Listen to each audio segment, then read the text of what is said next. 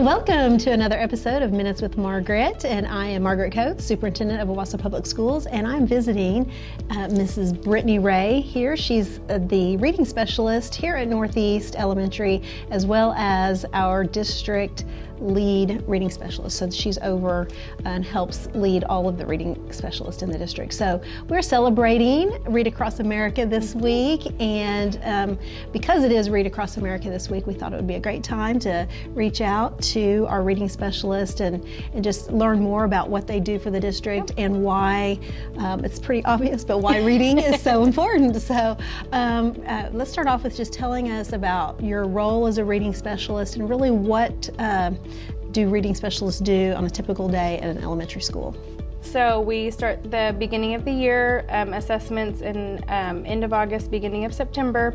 And so as a staff, we come together during a data day and we look at all of the students who have met the 40th percentile, have scored under the 40th percentile, and kind of what range they fall in. So are they tier 3? Let me cut you off right there, because some people may not know what 40th percentile of what and what that means. So maybe if you wouldn't mind just explaining just a little bit how we even determine who's in the 40th percentile and why is that important? Okay, yeah. So when this year the students took the iStation ISIP assessment, that's the district assessment that we use. So students logged on, they took their different ISIPs depending on what grade level they're in, and then from that data it scores them into a nationally ranked percentile. So our state percentile range is 40th and above is considered to be lower risk for reading deficiencies.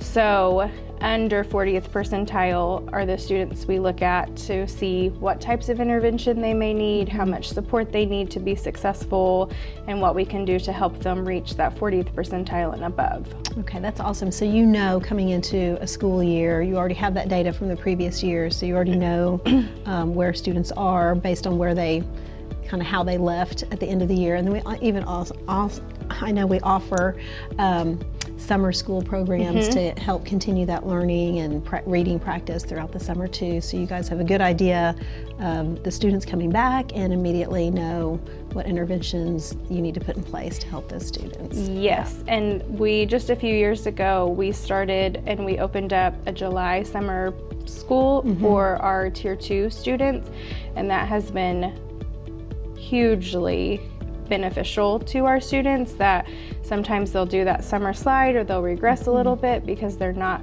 doing as much work over the summer, and they come in and there's a strong tier 2 or even sometimes tier 1, and so that's great to see the fruits of their labor. Yes, that's good, because you're right. In the past, we would just focus on the readers, the students that just struggled the absolute most with reading. Now we're working with those, not only those students, but also those that are still needing some work, but maybe not, as much as those others. So that's awesome. That's good.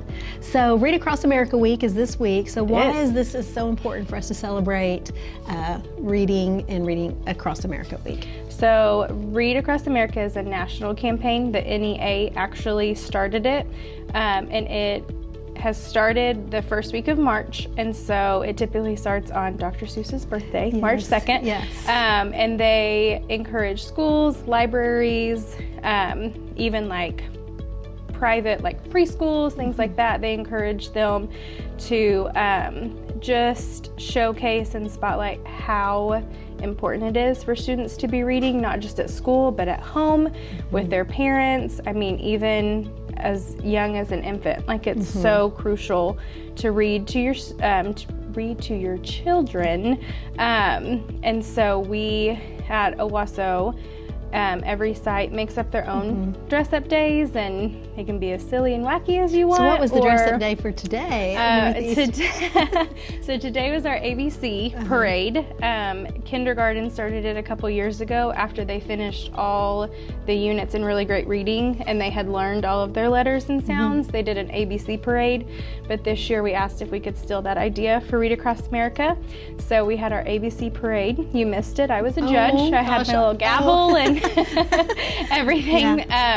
So that was fun to see what students picked up on too. We had everything from like a princess to a chocolate milk jug, and it just encourages them to think outside the box, be creative.